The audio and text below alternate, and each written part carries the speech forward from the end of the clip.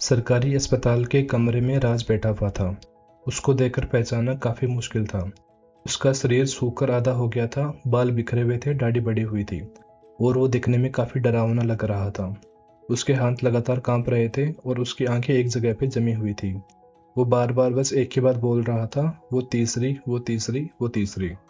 कमरे के बाहर नर्स ने डॉक्टर से कहा, सर 3 दिन से ना तो ये सोया है, ना कुछ खाता है और ना किसी को पहचानता है। डॉक्टर ने राज की फाइल बंद की और बस इतना बोला कि ये मामला मेडिकल नहीं है, ये कुछ और है। तभी राज अचानक से चीखा और बोला, वो यही है। उसने अपना सर धीरे से मोड़ा। उसकी आंखों में पागलपन नहीं था, बल्कि एक खौफनाक यकीन था। पर सवाल यह है कि राज इस हालत में पहुंचा कैसे। इसकी शुरुआत हुई थी 3 महीने पहले, एक ऐसी शादी से जहां सब कुछ नॉर्मल था।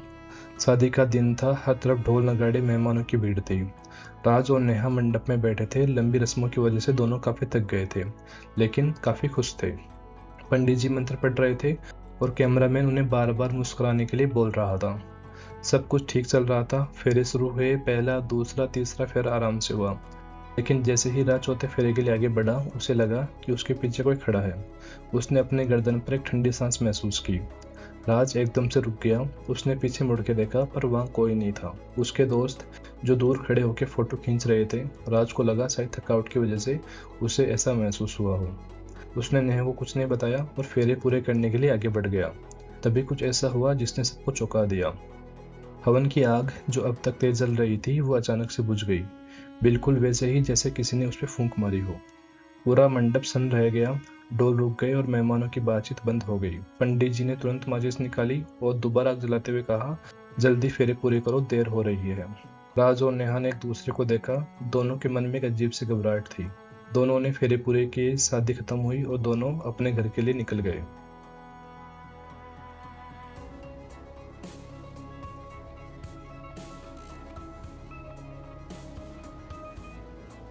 घर में कदम रखते ही राज को एक अजीब सी शांति महसूस हुई। ऐसी शांति जो सुकून देती है पर डराती भी हो। दोनों काफी थक गए थे। जैसे ही नेहा कमरे पे गई, उसकी नजर आईने पर पड़ी। वहां लगे आईने के बीच में एक बड़ी दरार थी।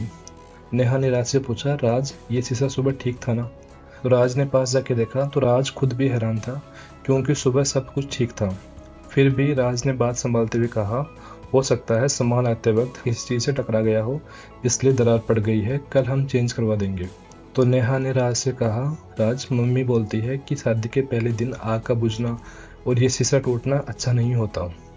राज ने उसे समझाया कि ये सब तुम्हारे वहम है। नेहा, हम काफी थक गए हैं, इसलिए तुम ये सब सोच रही हो।